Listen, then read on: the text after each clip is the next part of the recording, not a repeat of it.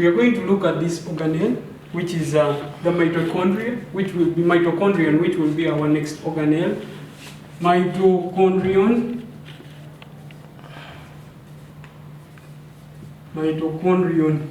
This will be our next organelle. So mitochondrion, this is what people commonly know as the powerhouse, what people call the powerhouse. Okay, fine, powerhouse. Why? It is known for ATP synthesis. To summarize it, it is known as the powerhouse, or it is basically used for ATP synthesis. But if you have to look, it also has double membranes, two membranes. Like the nucleus has two membranes, like the chloroplast has two membranes. This organelle also has two membranes. It has the outer membrane. It also possesses the inner membrane. However, the inner membrane is highly folded. It has those infoldings. Inner membrane highly folded, and these infoldings are called cristae. So cristae are the infoldings. They increase adversary, of course, for metabolic reactions, metabolic activities within the cell. Then inwards, that is the cristae. Then we have ribosomes attached. Then we also have DNA, or we can call it the chromosome, we can call it the DNA, or the circular DNA. DNA here is circular. Guess what? Presence of ribosomes and the DNA gives us a conclusion that this organelle is self-replicating. So it can self-replicating. And self-replicating, it will undergo what we call binary fission. So it is very similar to the prokaryotic cell, because even these ribosomes inside here are 70S ribosomes, like the ones for prokaryotic cell. We had a video about the prokaryotic cell. You can please check it out on our channel. 70S ribosome. Then we have that cytoplasm, the one we will call this one is called the matrix.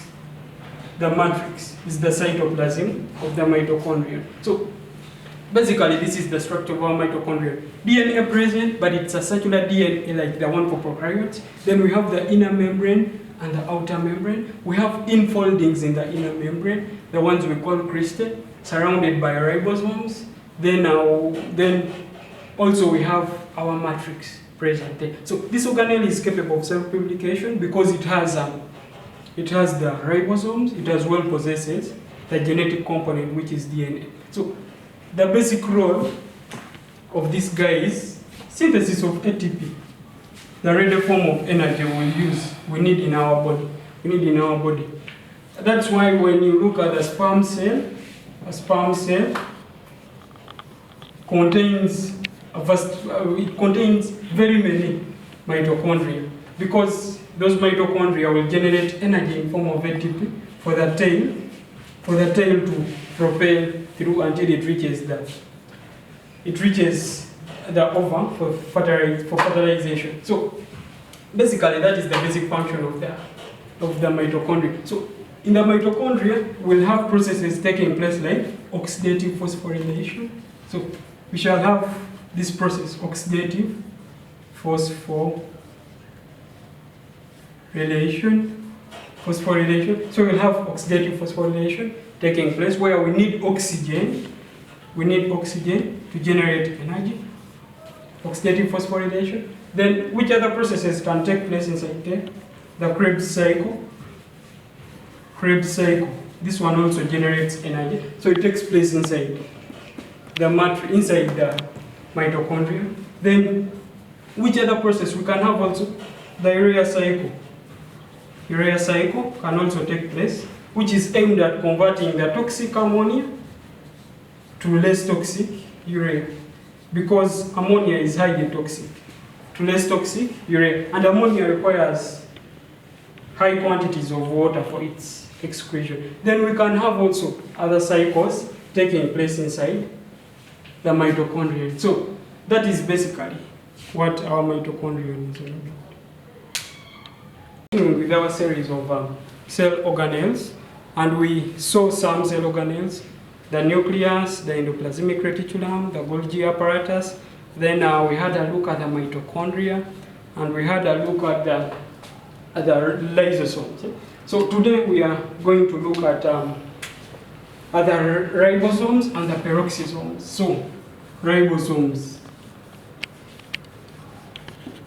and the peroxisomes.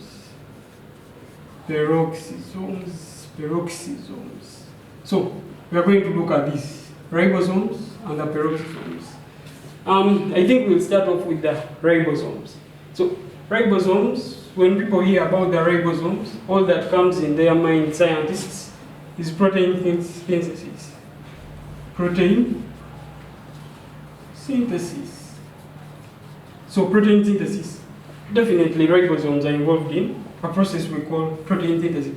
But again, where do they come from anyway? Ribosomes, like we saw in our video about the nucleus, we saw the nucleus, double membrane organelle with the pores, the nuclear pores. We had the pores. You can check out that video if you want the nucleus in detail. Then we have the nucleolus inside there. And then guess what? We had DNA, we had the nucleoplasm, but we had this structure. It's the one I'm interested in, the nucleolus. Nucleolus.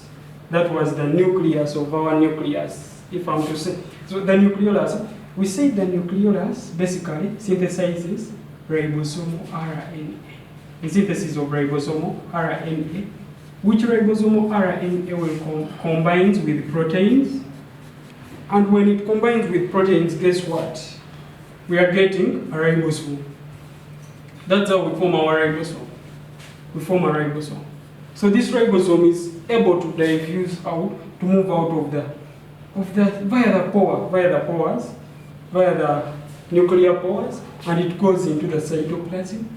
In fact, what it forms, these ribosomes are ribosomal subunits. It forms ribosomal subunits. We'll see these subunits, ribosomal subunits. They move out and they will go and attach to messenger RNA.